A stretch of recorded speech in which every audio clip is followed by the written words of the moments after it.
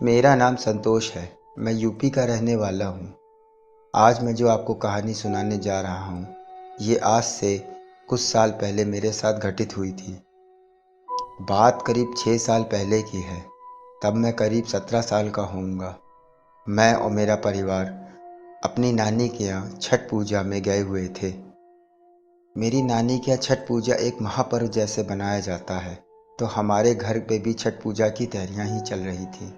सुबह ही घर में सब लोग पूजा की तैयारी में लगे हुए थे। माँ ने मुझसे पहले ही बोल दिया था कि ज़्यादा दूर बाहर खेलने मत जाना, घर पर ही रहना। सो हम लोग घर के आंगन में ही खेल रहे थे। हमारी नानी के घर के पास खेतों से कुछ ही दूर पर एक पोखर पड़ता था। मैंने कई बार आते जाते उस पोखर को देखा था, पर वहाँ कोई आता जाता नहीं था। पर एक बात कहें, पानी इतना साफ था और अगल बगल का माहौल इतना अच्छा लगता था, मन करता था कि वहीं जाके बैठे। खैर, मेरे दिमाग में पोखर जाने की तो बात गूंज ही रही थी। सो मैंने अपने भाई सौरभ से बोला, चल आज सब लोग वैसे भी बहुत बिजी हैं, चल चल आज पोखर में घूम के आते हैं। इस पर मेरे भाई सौरभ ने बोला, नहीं रे, मैं नहीं जाऊंगा। पापा ने भी मना किया है, मौसी ने भी मना किया है और नानी ने भी मना किया है।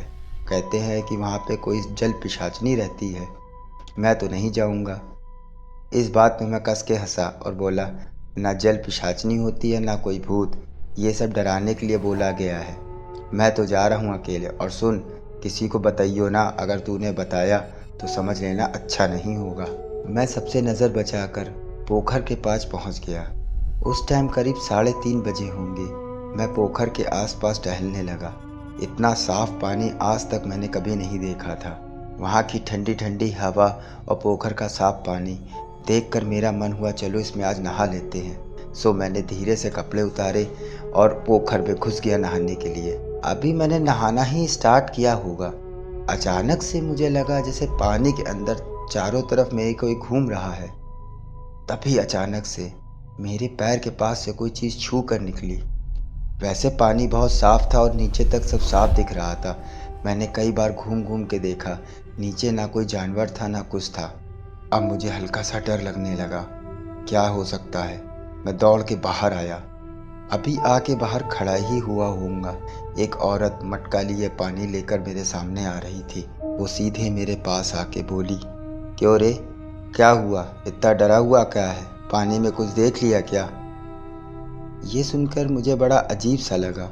इसको कैसे पता कि मैं पानी से बाहर क्यों आया हूँ। खैर, मैंने कुछ बोला नहीं। इस पर वो बोली, अरे घबराना, मैं यहीं पानी भर रही हूँ, जा जाके नहा ले। मुझे भी थोड़ा सा दिलासा हुआ। मैं वापस पानी में गया और नहाने लगा। थोड़ा नहाते नहाते मैं पोखर के बीच के साइड में चला गया। मैंने पलट के देखा तो वो औरत वहाँ नहीं थी। ऐसा लग रहा था जैसे वो गायब हो रही, क्योंकि एक पल पहले ही मैंने उस औरत को पानी के पास बैठे हुए देखा था। अभी मैं उस औरत को देखने में ही बिजी था कि अचानक से मुझे लगा कि किसी ने मेरे पैर को पकड़ के अंदर की तरफ खींच रहा है। मैं बहुत छटपटाने लगा और बार बार बाहर निकलने के लिए हाथ पैर मारने लगा। जब मैंने पानी में नीचे देखा एक बहुत ही डरावनी औरत मुझे पानी के अंदर खींच रही है। ये देखकर मेरी जान और सूखने लगी और मैं कस कस के पानी में हाथ पैर मारने लगा। अभी मैं पानी में हाथ पैर मार ही रहा था कि देखा सामने दूर से एक दुल्हन जैसी औरत आ रही थी।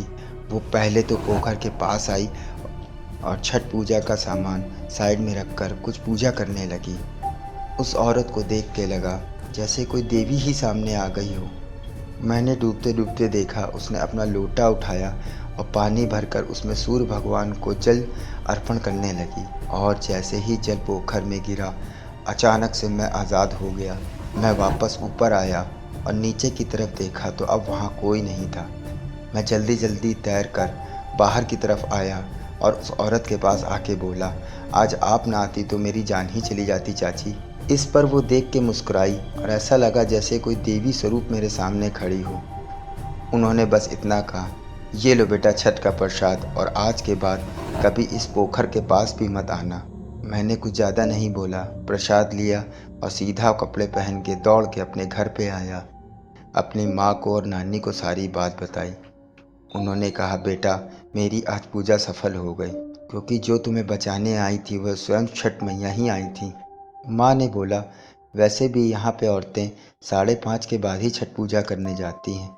उस टाइम वही आई थी वहाँ पूजा के बहाने तुम्हारी जान बचाने।